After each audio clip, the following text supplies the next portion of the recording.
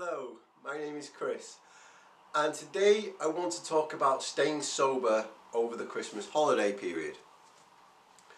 I get that this isn't a subject I normally talk about in my videos. If you've seen any of my YouTube videos in the past, you'll know they're mostly about quitting smoking and staying smoke-free regardless as to whatever life throws at you. If that's the reason you're on my channel today, then I promise you we will get back to the quitting smoking stuff next week and for many weeks after, because we've got a lot of ground to cover there. But today, with Christmas only like a week away, I really want to talk about staying safe and sane and sober over the holiday period. And here's why. Okay, a couple of months ago, I posted a video. It was called Confession 5 Years Sober. And as you may gather, I talked about my own battles with alcoholism, with drinking and with growing in sobriety. 2 days ago, somebody had commented on my video to say that had helped them because they were approaching Christmas and they were really worried about getting through Christmas sober and safe and sane. And I totally at once identified with that, and I'm sure that a lot of people did as well. Because Christmas, more than any other time of year, can seem, not necessarily be, but can seem like a huge nightmare for those of us who can't drink, choose not to drink, however you decide to define your sobriety. It seems at this time of year, alcohol is everywhere. We are invited to parties and family get-togethers, work, social gatherings. There is alcohol on discount at the supermarket, at least there is in the United Kingdom. It's everywhere you go, it's on the television commercials. And it's like this is the one time of year when it seems socially acceptable to get off your fucking head on booze. You can get as drunk as you like, and the following day everyone will pat you on the head and go, oh, it's Christmas. You had one too many because it's Christmas. Do that in a couple of months' time, they'll be sending you to rehab. So there is booze everywhere we turn, and we can't or choose not to touch it, whilst at the same time dealing with all the normal pressures of the holiday. Can we afford it financially? How are we going to manage seeing all these different family members? Are there going to be the usual family arguments? All the stress, the pressure, the nightmares that come with Christmas, which is supposed to be a peaceful time of year, don't forget. I'm like, how are we going to get through all that? How are we going to get through all the stress, all the being around alcohol all the time, and yet not pick up a drink? It can be done. And you can actually enjoy Christmas sober. I've done it now for 5 years. This coming Christmas will be my 6th sober Christmas. And throughout that time, I've learned a few things about what keeps me safe, sane and sober over the holiday period. And hopefully they may just resonate with you, they may help you in some way. I actually wrote them all down a couple of weeks ago in an article that I posted on medium.com. I will post a link to that down in the description so that if you do want to read it, if you don't like the sound of my voice, let's be honest, who does, you can read that down there. But today I'll go through what I wrote in that article and share with you a couple of the things that have helped me to stay safe, sane and sober for the past 5 Christmases. Are you ready? Let's go and do it. Okay, first I want to address this idea that Christmas is just another day and that we get through the holiday just as we get through any other time of year. I've heard a lot of people say that over the past 5 years when talking about staying sober. They say, oh, I just treat it as any other day and it's fine. For them that might work. But you and I know that Christmas is not just any other day. This time of year we are presented with challenges and obstacles to overcome that we do not face at any other time of year. We often don't have to go to Christmas parties in the middle of August, or stress about being able to pay for all our kids' presents, in the middle of July, or go to works functions, or deal with family arguments in November. Christmas brings all of this together at once. So yes, it is important for us to do whatever has worked so far to keep us sober. Keep doing that. But I get it. Christmas presents obstacles and challenges that we don't face at any other time of year. So we need a new set of strategies to deal with those. And those are the kind of things I'll be sharing with you today. The first one, speaking of strategies, is to have what I call an exit strategy. You might call it an escape plan. You might even call it your get me the hell out of here plan. Basically, it's when things get too much, being able to say, well, I've had a lovely time, but now I've got to go. Getting in the car and going home, or walking home, or doing whatever you need to do. There is a temptation, I think, for some of us to feel like because we're now sober, we can't go out and enjoy ourselves. We can't possibly go to a party or go to family functions or whatever it is. And I'm not necessarily saying that staying home is always a bad thing. For me, I always find that if I don't have an exit strategy, if I can't come up with a way that, if things get too much I can leave, then I just don't go, and I'm totally fine with that. I love my family and I love my friends, but there's nothing that I can say to them at an out of control drunken Christmas party that I can't say to them when we're all sober in a coffee shop. Do you get what I mean? I don't have to be there. But sometimes it is nice. After all, we didn't get sober to be boring. So sometimes it is nice to go out and have fun. But for me, I always need to have that, when things get too much, an exit strategy for me to leave. When I say too much, I'm not necessarily talking about the temptation to drink being too much, although that may be the case for some people. I find for me, I often have to use my exit strategy when dealing with drunk people. Have you ever talked to someone who is drunk, or been at a party where everyone is drunk and you're the only one sober? I don't know about you, but sometimes I find it a nightmare. It stresses me out, it makes me anxious, it makes me uncomfortable, and then I'm like, okay, I've had a lovely time, but now it's time for me to go. That might mean sometimes that in advance of a party or a situation, I sort of let people know that, look, I might not be staying for the whole thing. My family are having a party the day after Christmas Day on what we call Boxing Day. I've already said to them, look, I'm coming, but because I'm self-employed, I have work to do, I have clients to keep happy, so I have to work on the Wednesday after Christmas Day, so I'll be coming for a bit and then I'll be leaving, and that's fine. It also means, and it might mean the same for you, not offering to be the designated driver. A lot of times it's like, well, he doesn't drink or she doesn't drink, so they can drive us all home.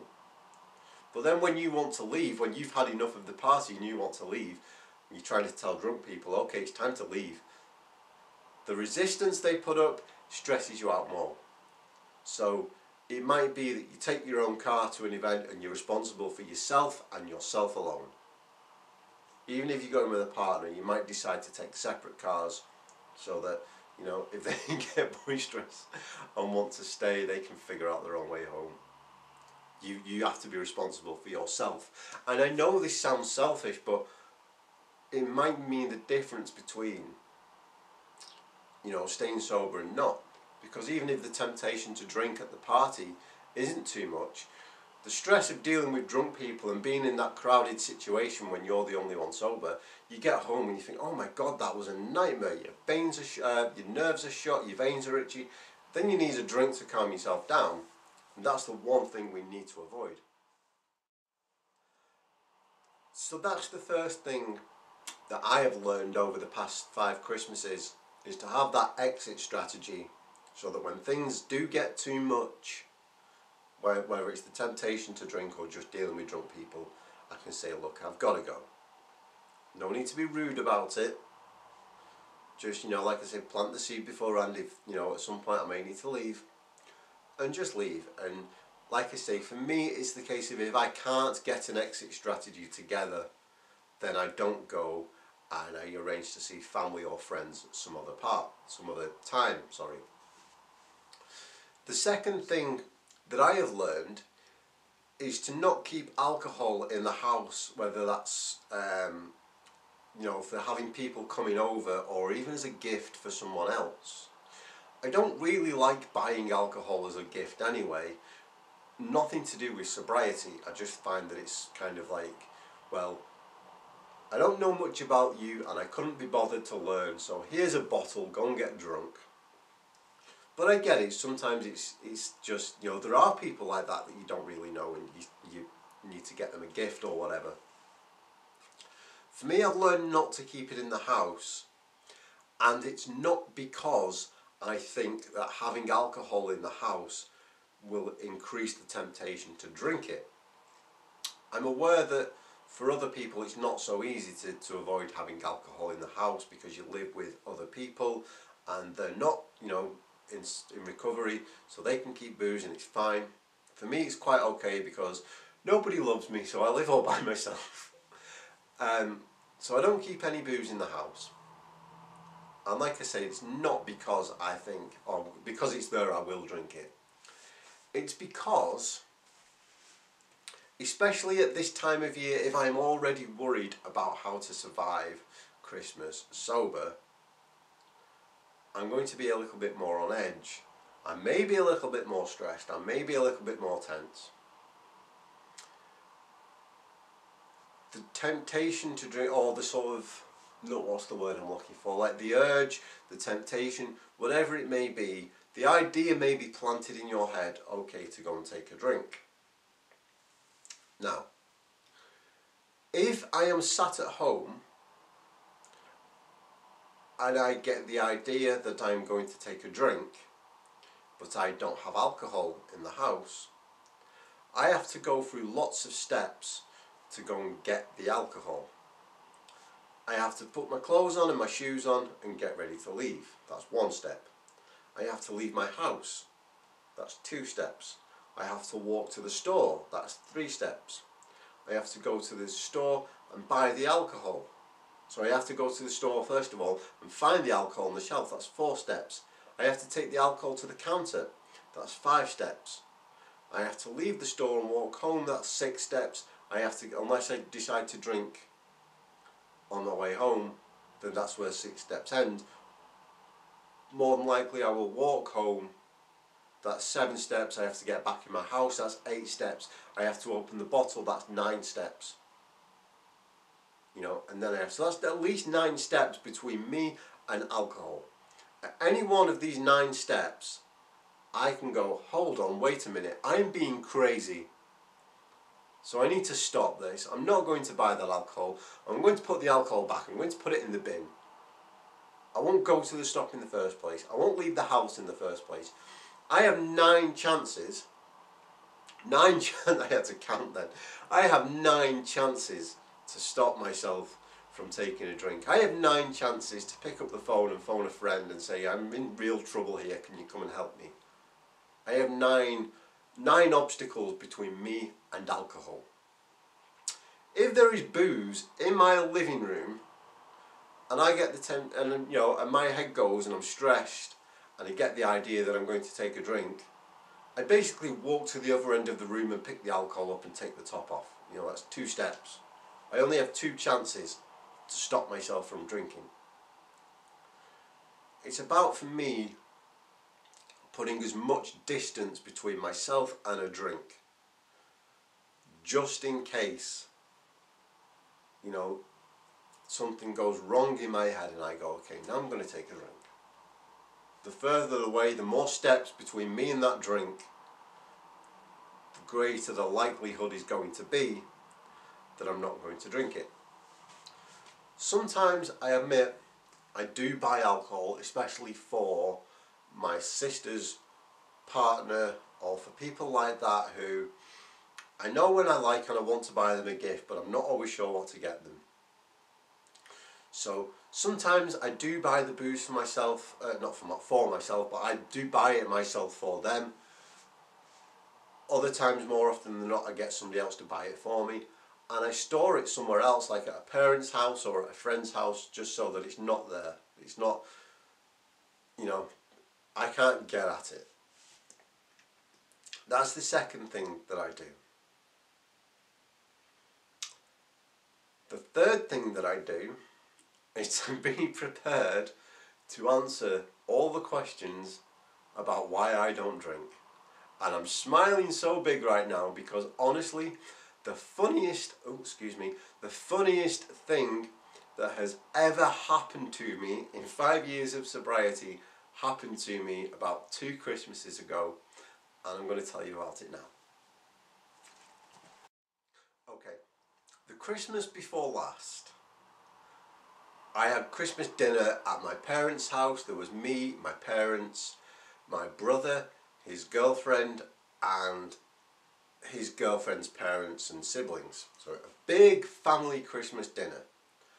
And just before the food is served, my dad gets out this celebratory bottle of champagne and starts to fill people's glasses, and it gets passed down the table one side and then down the table the other side, and I'm sat right at the end of the table. Nobody's offering me champagne for the very good reason that nobody wants me to get drunk and ruin Christmas. My family are quite good at, making sure I don't drink. But my girlfriend's family don't know my history, or didn't know my history with alcoholism, had no idea that I didn't drink. So my brother's girlfriend's father picks up this bottle of champagne and he goes, "Oh, Chris doesn't have any," and leaned over the table to fill my glass. I swear to you, it was like something out of a movie or a slow motion replay from a sporting event. Everything slowed down. My family all were like, "No!" diving over the table. "Don't do it!" Oh my god, it was so funny because nobody... I can't hold a straight face thinking about it. Nobody wanted this champagne in my glass that knew me. The people who didn't know me were like, "Why are they reacting so strangely? He's only going to give him a drink of champagne." The look on the guy's face, oh, it was so priceless. I tell that story not just because it makes me laugh out loud, but because I had to go back and do the whole I don't drink and here's why stuff. So all I'm saying is that when Christmas comes around, if you do find yourself in more situations where people are drinking and you're not, you might, and I'm going to say have to explain yourself, but please bear in mind that you do not have to explain yourself to anyone. It is your choice not to drink. You can say you can't drink, but ultimately you've decided that you are not going to drink. You don't have to answer to anyone. But I get that sometimes, for the sake of polite conversation and being nice to people, it's, rather than saying it's none of your business, do one, it's nice to say, well, I don't drink. It's just a personal decision, and that's all there is to it. You might want to say that it's for health reasons. I always just say it doesn't agree with me. I just leave it at that. I just say it doesn't agree with me, and then that's the end of that conversation. So just whatever you decide to tell people about the reasons why you don't drink. And bear in mind, you don't have to tell people, well, I was a raging alcoholic and I caused loads of problems, so now I can't drink and it's for your protection.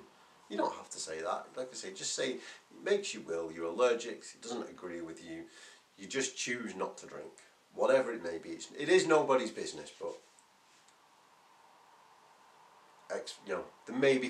that's all I'm saying to you, is that people may ask more at Christmas than they ask at other times of year.